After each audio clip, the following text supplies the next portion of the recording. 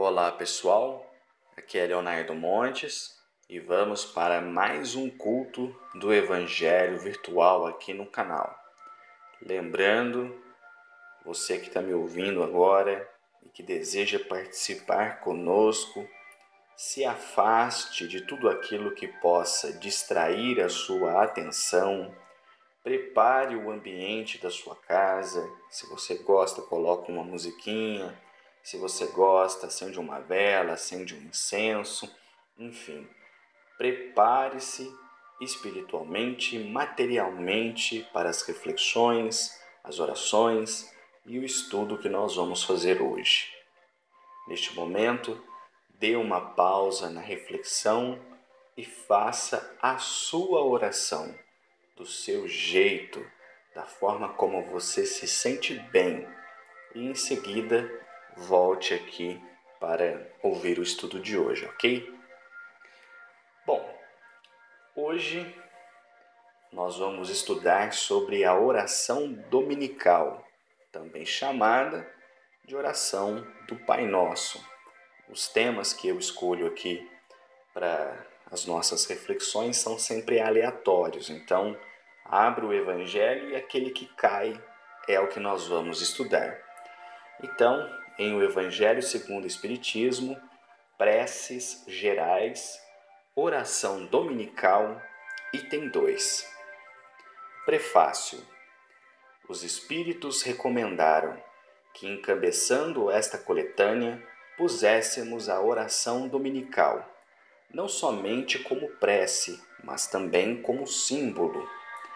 De todas as preces, é a que eles colocam em primeiro lugar, seja porque procede do próprio Jesus, seja porque pode suprir a todas, conforme os pensamentos que se lhe conjuguem. É o mais perfeito modelo de concisão, verdadeira obra-prima de sublimidade na simplicidade. Com efeito, sob a mais singela forma, ela resume todos os deveres do homem para com Deus, para consigo mesmo e para com o próximo. Encerra uma profissão de fé, um ato de adoração e de submissão, o pedido das coisas necessárias à vida e o princípio da caridade.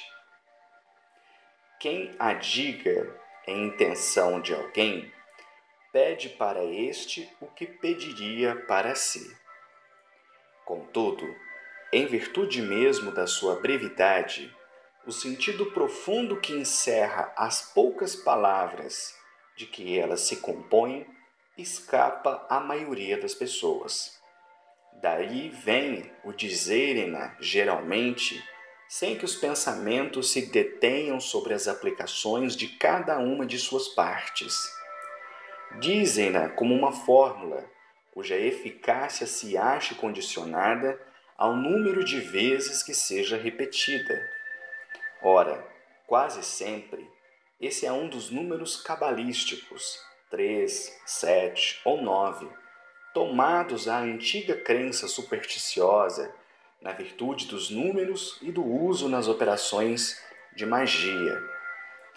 Para preencher o que de vago a concisão dessa prece deixa na mente, a cada uma de suas proposições aditamos, aconselhado pelos espíritos e com a assistência deles, um comentário que lhes desenvolve o sentido e mostra as aplicações.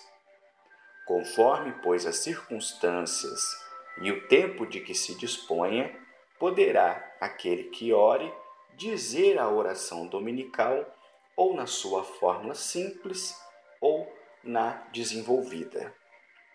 E nós vamos parar por aqui, e se você quiser saber o exame que Kardec faz, basta você ir lá no Evangelho segundo o Espiritismo, nas preces gerais, no item 3, que ele vai fazer um comentário sobre cada uma das frases da oração do Pai Nosso. Nesse momento, vamos ficar com esses comentários iniciais que ele traz aqui para a gente e vamos refletir um pouquinho. Os próprios espíritos que ditaram a Allan Kardec As informações que compõem a sua obra e que foram fundamentais para o desenvolvimento de uma espiritualidade segura no Ocidente, sugeriram que a oração do Pai Nosso, chamada de oração dominical, fosse tomada como exemplo, tanto porque foi proferida pelo próprio Jesus, tanto porque, em sua estrutura, encerra diversos princípios que são necessários à oração, como a questão da fé, um ato de adoração e de submissão e até mesmo pedido das coisas materiais necessárias à vida aqui na Terra. Contudo, a grande maioria das pessoas que reza o Pai Nosso não para refletir sobre o que está dizendo, porque veem a oração como se fosse um mantra, como se fosse algo, parte de um cerimonial que deve ser repetido e não pensado. Então essa é uma sugestão que eu dou para você que está me ouvindo. Faça uma pausa um dia e leia atentamente cada uma das frases da oração do Pai Nosso e reflita. E veja se realmente você está em condições de colocar a sua fé, a sua força, a sua vontade naquilo que você está dizendo quando faz essa oração. Porque a grande maioria das pessoas não para refletir isso. Por exemplo, há um determinado trecho dessa oração em que nós falamos o seguinte: para que Deus nos perdoe como nós perdoamos a quem nos tem ofendido. Então você que está me ouvindo, que vive com mágoa no coração, você faz essa oração? Já imaginou se Deus levasse ao pé da letra e perdoasse os seus erros na medida que você está perdoando quem está te ofendendo? E se você não perdoa aqueles que te ofendem, então você mesmo está dando autorização para Deus não te perdoar? Então, cabe uma reflexão nisso, né? A gente parar um pouquinho, pegar essa oração que é tão comum em todas as religiões, em todas as correntes espirituais e refletir o que é que nós estamos falando ali. Porque a força da oração não está nas palavras. A força da oração está no sentimento, na fé e na vontade com a qual nós a proferimos. As palavras, as frases são apenas um meio de conduzir essa oração. Então, muitas pessoas acreditam que existam orações que têm poderes especiais, orações que são mais fortes que as outras. Não. A força da oração está naquele que ora, na sua fé, na sua vontade.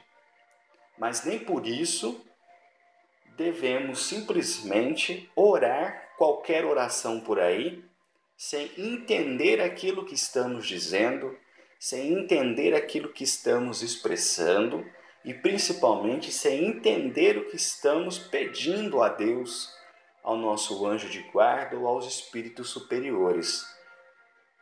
Então, embora sim a força da oração esteja na fé, na vontade e no amor, as palavras são um veículo.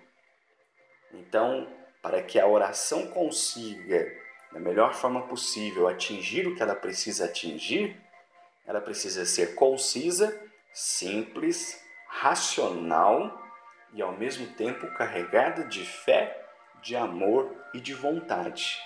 Uma união entre aquilo que eu sinto e aquilo que expresso quando faço as minhas orações.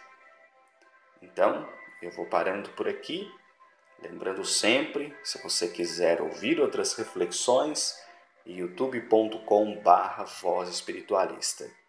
Um abraço a todos.